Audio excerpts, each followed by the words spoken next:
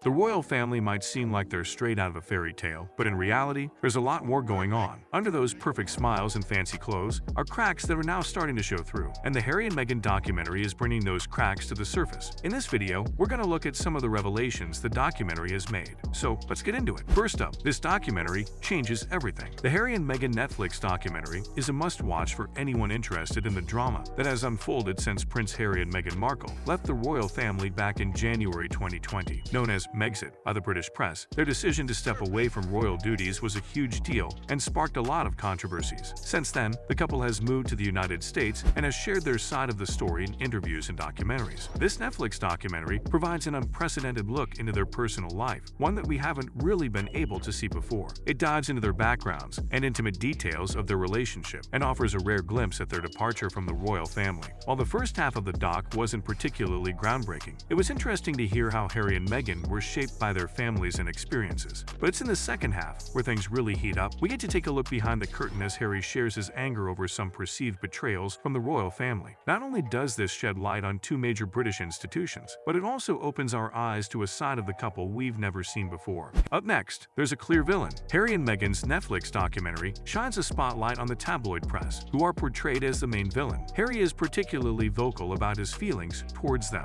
discussing their power over the royal family. He believes that they targeted Meghan in particular because of her political beliefs, since it was a message to others that voicing these views publicly wouldn't be tolerated. He also speaks of how different royal press offices would try to curb bad news from reaching the papers by playing off one another, using this tactic to keep stories out of circulation, yet still feeding into the press's ability to twist conversations and experiences for their own means. Harry and Meghan's documentary goes deep into the court battle they faced against Associated Press, who'd published a private conversation between Meghan and her father. Harry recounts his father, now King Charles IE, telling him not to take on the media. This dynamic of power is a constant theme throughout the film, as we see Harry and Meghan trying their hardest to break away from incessant press attention. They're fighting an uphill battle. After all, when your family is at the top of Britain's social hierarchy, it can be incredibly difficult to escape public scrutiny. Coming up, they never actually wanted to leave the royal family. Harry and Meghan have been thinking of leaving the royal family for over 2 years, but that plan was leaked to the press before they could do anything about it. Eventually, they decided to take the plunge by officially announcing their intention to redefine their relationship with Britain's institutions. Harry recalls speaking to his father about this decision, making it clear he wanted to step back from royal duties. Unfortunately, this conversation was leaked to the press after only 5 days, complete with a quote from Harry that he and Meghan were willing to lose their titles if necessary. It seemed obvious to Harry that his father's office had deliberately let it slip, making any sort of half-in, half-out compromise impossible. Netflix's Harry and Meghan documentary was eye-opening, to say the least. It made it abundantly clear that the preservation of the monarchy is always going to come first and foremost, no matter how it affects those who dwell within its walls. In the documentary, we see when Prince Harry returns home to the UK,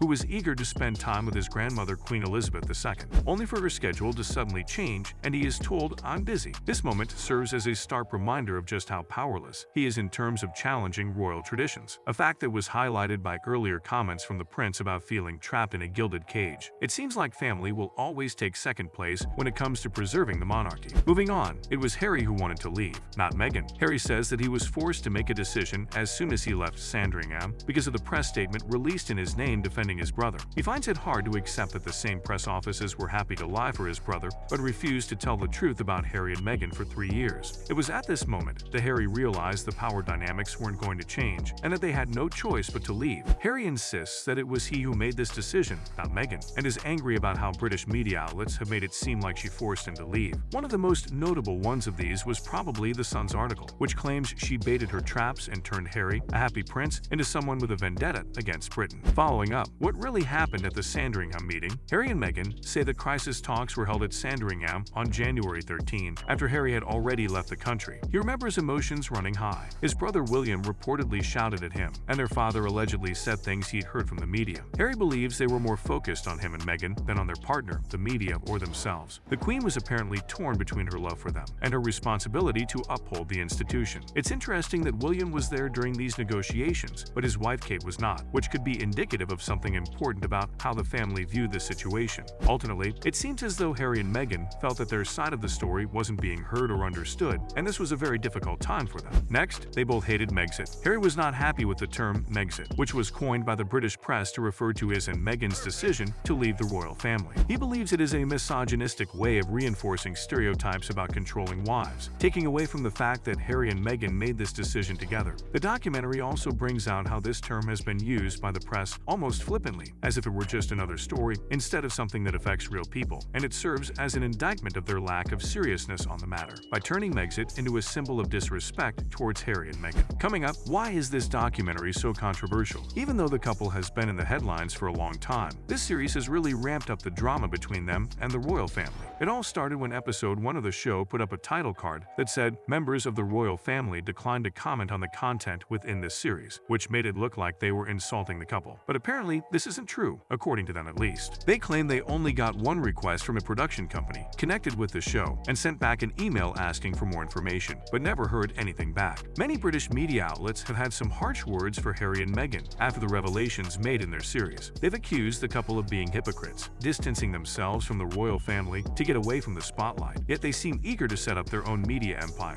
Not only did they make this series, but Meghan has a podcast, and Harry wrote a memoir too. Moving on, why did they want to release this documentary? Harry and Meghan have been the subject of a lot of controversies, but they both said they had their reasons for releasing their documentary. In an interview, Meghan said it was nice to be able to give people a bit more of a glimpse into her life, and Harry revealed that a friend suggested they document the time when they distanced themselves from the royal family so they could tell their side of the story, even if it wasn't always popular in some circles. It's clear that this documentary represented an important step for them to express themselves how they wanted to be seen. Ultimately, it allowed them to take control of their narrative and share with others who they truly are, which wasn't really something they were able to do for a long time. Finally, will they ever return to the royal family? It's clear that Harry and Meghan don't think the royal family is going to be an easy institution to change. They feel like the firm, aka the institution surrounding the royal family, hasn't been supportive of them in the past. In fact, they'd mentioned their frustration with how things have gone down. It makes sense. They have a responsibility to maintain this institution as members of it. But it seems like they feel they're being sucked in too much and not being given enough control over their own lives. Harry even made a comment about his brother William that showed just how disappointed he was in him for letting himself become so absorbed into this role. It's no secret that the British royal family has been in a bit of a mess lately, and Harry and Meghan's documentary is just the latest proof. The allegations they make are certainly serious, but unfortunately, making any real changes to the institution will be extremely difficult. There are powerful vested interests at play here who will oppose any kind of reform, so we don't expect to see Harry and Meghan going back anytime soon.